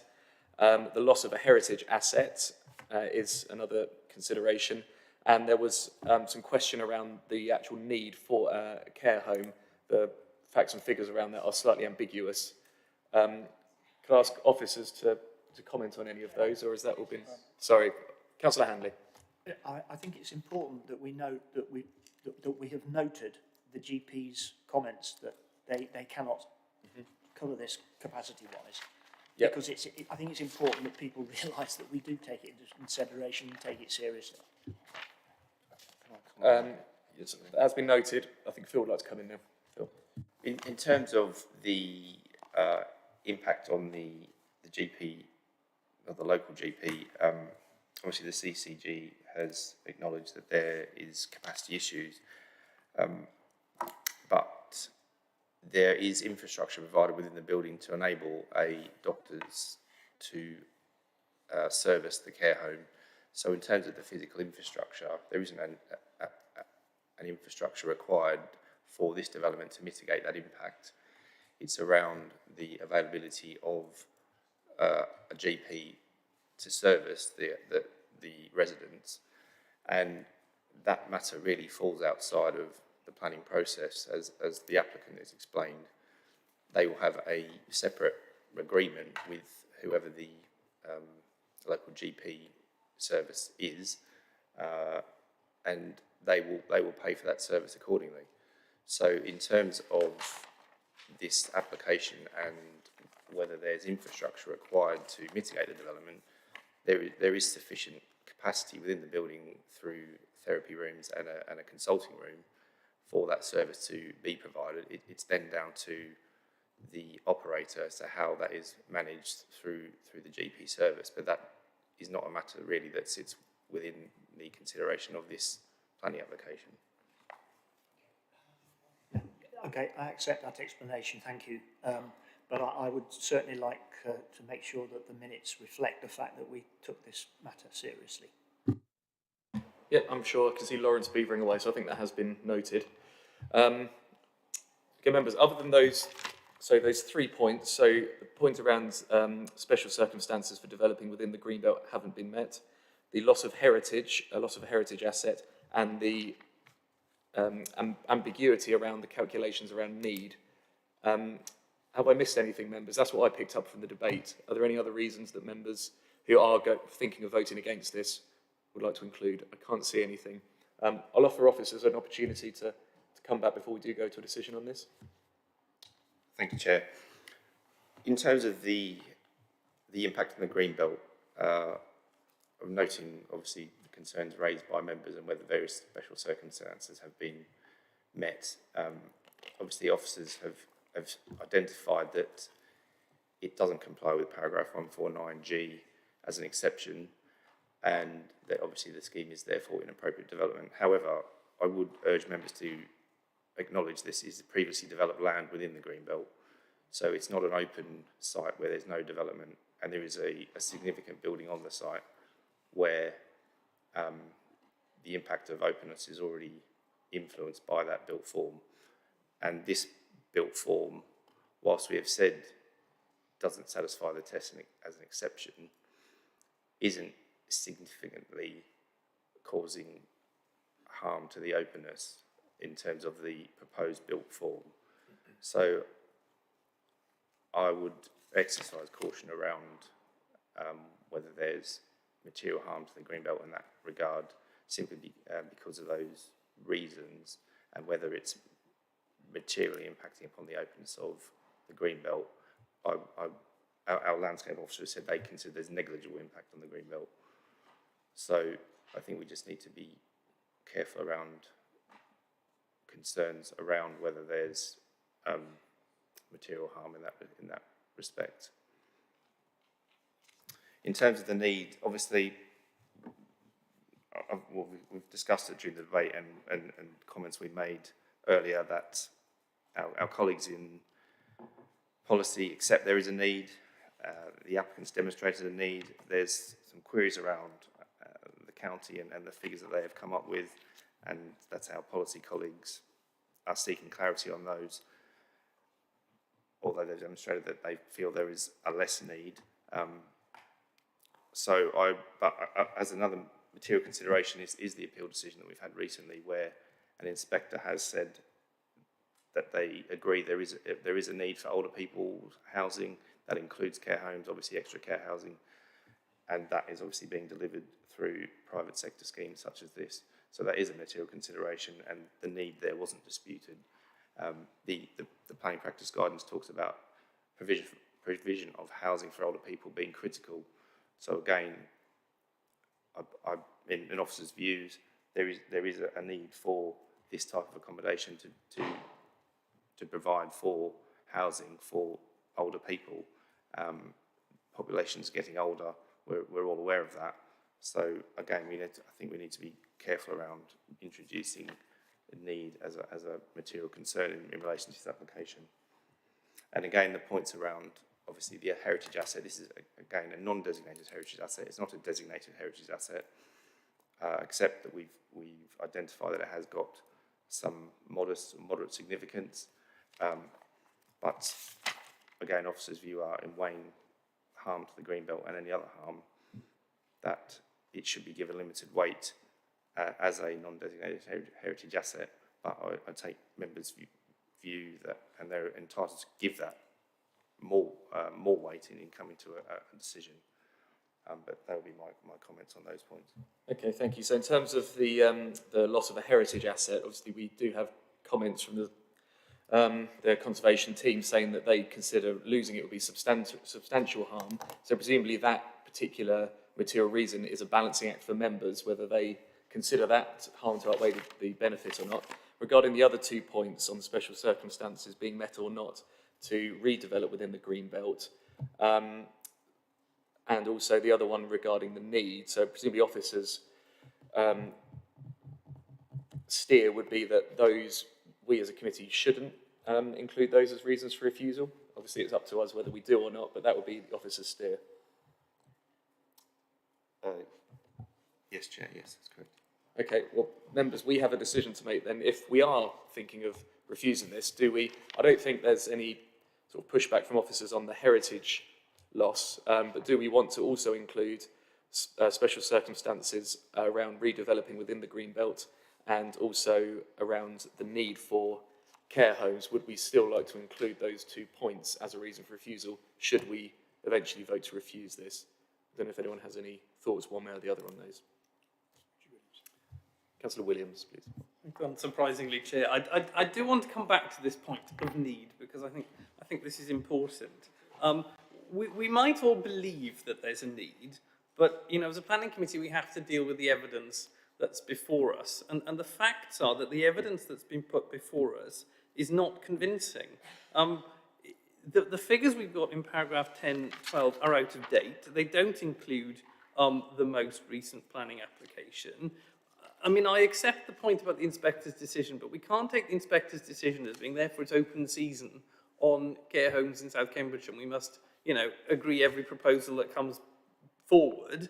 Obviously, we have to take the effect of the inspector's decision into account in this decision, but that can cut both ways, because the fact that we've got the inspector's decision having a new care home does address part of the need that they're trying to demonstrate. So just because there's an inspector who allowed an appeal doesn't mean we have to let everything else go through. It cuts both ways. And I mean, obviously I respect the views of the policy team, but as I said earlier, it's not actually clear to me. They cite the GL Hearn report. It's not actually clear to me which measure in the GL Hearn report they're using, because there are 5 different measures of need in that report. And with the greatest of respect, the policy team are not healthcare professionals. So they're dealing with, evidence that's been brought forward for a local plan. We are hearing from the people who are actually delivering these services who are saying something slightly different. So I think we are entitled to take that on board. As I say, the case is really that I'm not saying there's no need. I'm saying the threshold has not been met for me here because the figures are ambiguous. So I would make a case of putting that in. But. Okay. Does anyone wish to put an alternate view to including that as a reason for refusal, should we? No? Can I take it then that we, as a committee, should we refuse it, would like to include the figures around need as being a reason for refusal? Yes, okay. So if we do vote to refuse, then we will be including that. And then there's the question around the green belt. Again, should we vote to refuse? We've heard the views of officers that the special circumstances have been met to redevelop within the green belt. Obviously, I know we have had some debate around that, and members, including myself, have said they don't feel it has been met. Do any members wish to put a view forward as to whether we should include it as a reason for refusal or not? Councillor Hawkins. Thank you, Chair. I mean, what we're looking at here, I think for me, it's we've got the situation where there's a harm, substantial harm to the heritage asset, which happens to be in the Greenbelt. And, you know, for me, that's a combination.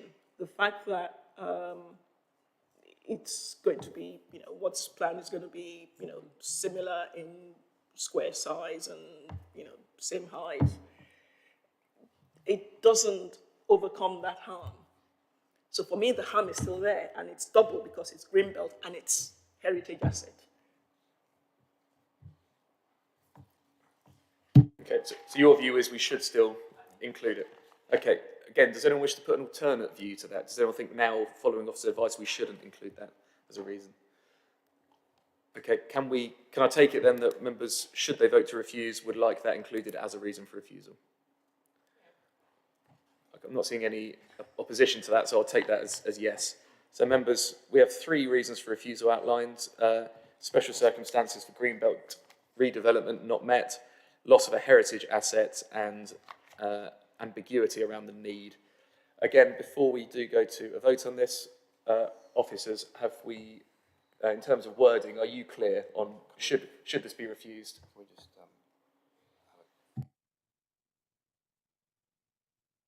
Okay, we're going to have a quick 5-minute break while the wording is put together should the committee vote to refuse the application. Then we'll come back and we'll take a vote on it, members. So 12:20 by this clock up here. Thank you.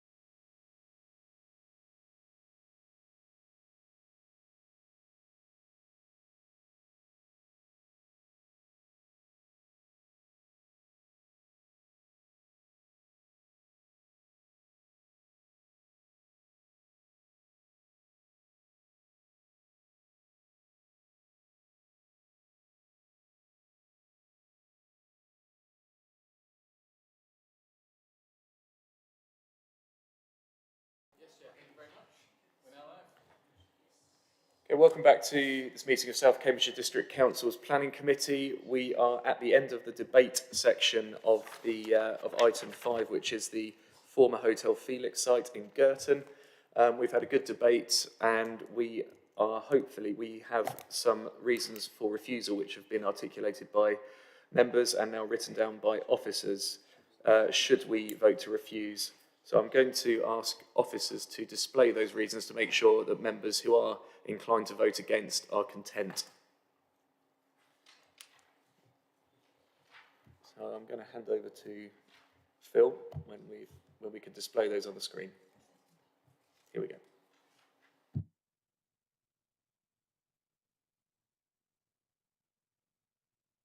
So, yeah, if you could read it out, please. I think it's better coming from an officer. Thank you, Chair. So the first reason that officers have drafted is that the site is located outside of the development framework boundaries of Girton within the countryside in Cambridge Greenbelt. Proposed development would represent inappropriate development that is, by definition, harmful to the Greenbelt in policy terms, as the development does not fall within any of the exception criteria within paragraphs 149 or 150 of the National Planning Policy Framework 2021. Proposal is therefore contrary to policy S4 of the South Cambridgeshire Local Plan 2018 and paragraphs 147, 148, 149 and 150 of the National Planning Policy Framework 2021 that seek to resist inappropriate development in the Greenbelt. So that's reason 1. Reason 2, in addition to harm caused by inappropriateness, the proposed development would result in the loss of a non-designated heritage asset to the detriment of the character and appearance of the area. In taking a balanced judgment, the loss of the non-designated heritage asset is considered to cause substantial harm, and the overall benefits of the scheme are not considered to outweigh the harm identified. The proposal is therefore contrary to paragraph 203 of the MPPF and policy NH14 of the South Cambridgeshire Local Plan.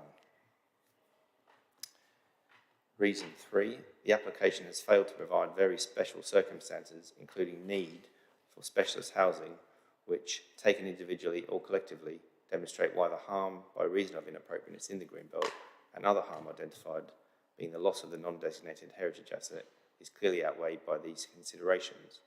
The application therefore fails to satisfy the requirements of paragraphs 147 and 148 of the National Planning Policy Framework 2021. So in terms of, obviously, the issue around need, that has been submitted as part of the very special circumstances for the proposal, and therefore we've referred to that in the reason for refusal 3.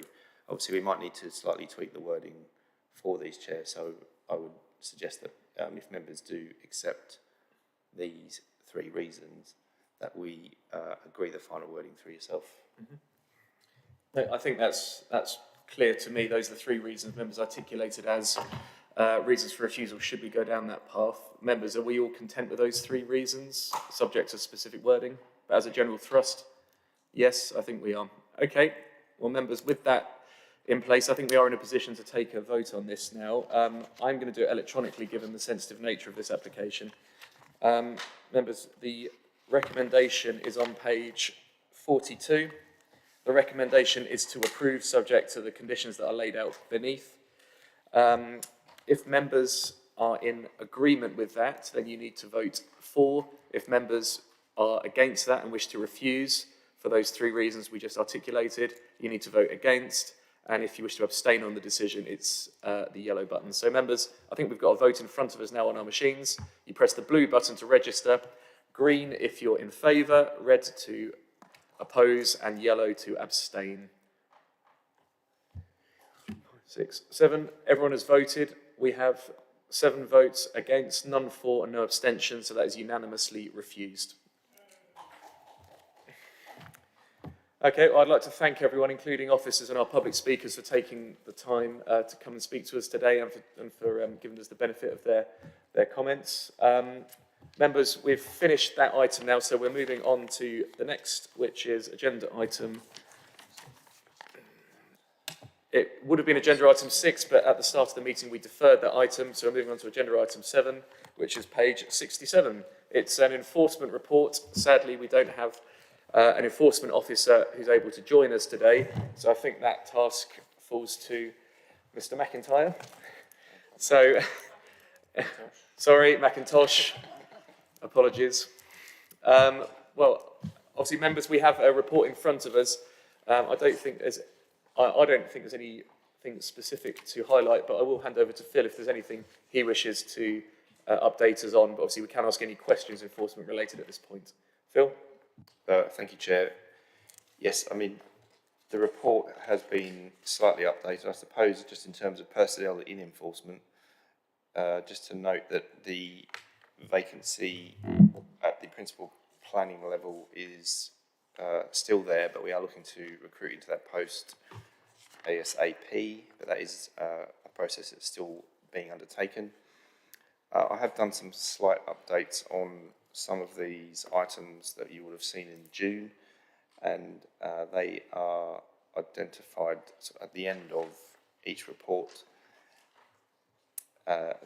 which are there for members to read. But essentially, yes, if there's any questions, I'm happy to try and address those now or take them away as required. Sure. Members, any specific questions enforcement related? Councillor Handley and then Hawkins. It's not a question. Can I just make a point, please? There's a comment on the land at Hayden Way, Willingham, on page 70. Piling took place on that site when they didn't have the necessary conditions in place, and as a local authority, we unfortunately were very slow to react.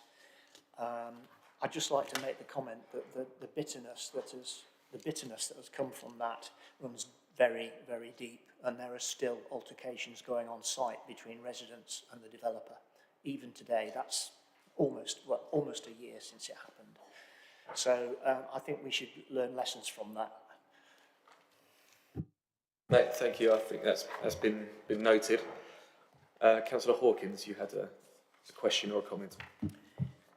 Yes, thank you, Chair. It's on the Burwash Manor Farm case, really. This has been going on for a while as well, and I note that the application reference were 2103587 was refused on the 26th of April. There is no appeal lodged, so what the heck is going on is the question.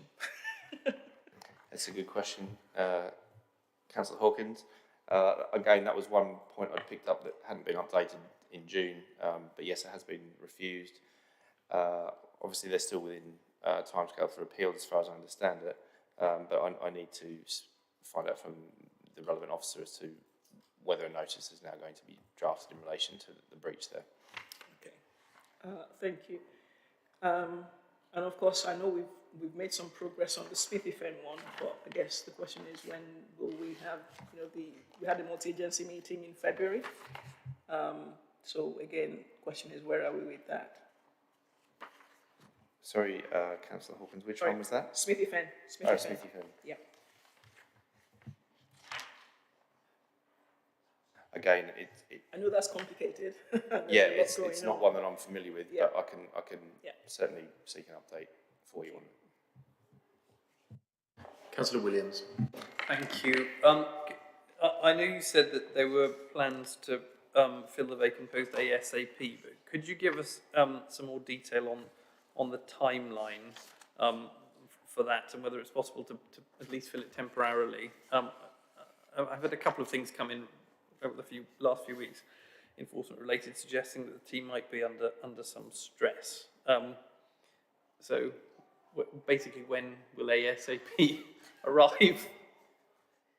Sure. Are we interviewing at the moment? Do we have anyone in the pipeline? I'm not aware that we've got interviews set up, but we are looking to at least shortlist at this point. But I believe it will be on an interim basis again, so probably a contract type person coming in, resource coming in to fill the role, and I would hope that would be done sort of within the next few weeks, but it's not something that I'm directly involved with myself, but I will make some inquiries about where we are in the process. Okay, thank you. I think that's covered the enforcement report. We'll move on then to agenda item 8, which is appeals against a planning decision and enforcement action. Again, I'm not sure which officer will be presenting this. Through you, Chair, again, it's forward to myself to take any queries or questions on any of the items within the report. Although I think Vanessa was going to give a quick update on the JR at Northstone. Vanessa, I don't know if you want to do that quickly. So, councillors, just very, very brief, and I have to be very brief with these details because the application for permission to apply for the JR has been granted. There's a 1.5 day hearing set down to commence on the 29th of November. Because we are now into sub judice, that's it. That's all I can give you at the moment. Thank you. Okay, thank you. Members, any questions on the appeals section? Councillor Hawkins and then Williams. Thank you. Just for information, we recently received, as far as I'm aware, a letter before action on the first one on the list, the land east of Teversham Road, Fulbourn, which was refused. Well, the appeal was allowed, but then there's now a letter before action to JR, the appeal decision. So, just for information, that just came to us, very recently in the last few days. Okay. I wasn't aware you could judicially review an appeal decision, but I suppose you can. But interesting, but yeah, quite a controversial site from memory. So yeah, interesting to see where that one goes. Councillor Williams, please. Thank you. I mentioned in the last meeting that the Harston one, so it's on page 89, the public house demolition. It's not in my ward, but it's very near my ward, and it is an application that's relevant to one of my villages. I think it was said in the meeting a month ago that we'd have an update on that.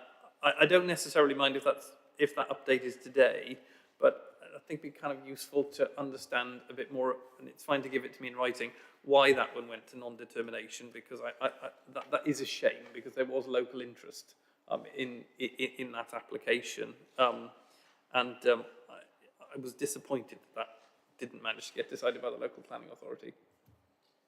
I can give you an update on that, Councillor Williams. We did query with the planning inspectorate why that appeal had been validated, because it had been submitted significantly outside of the 6-month period that was beyond the determination date. And PINS have now turned that appeal away, so the appeal won't be going forward. So it's back with us to now deal with the applicant about the application and how it goes forward. That's good news, thank you. Members, no further questions on the appeals section, so I believe that is the end of the agenda. Before I close, worth noting the next meeting, should one be required, is Wednesday the 10th of August. So appreciate that is middle of the holiday season, so if any members can't attend, please do try and find a sub as early as possible. So again, thank you to all the members that attended, including those online, and thank you to all the officers for supporting the committee, and thank you to those public speakers that came to address us this morning. So thank you everyone, we will close the meeting.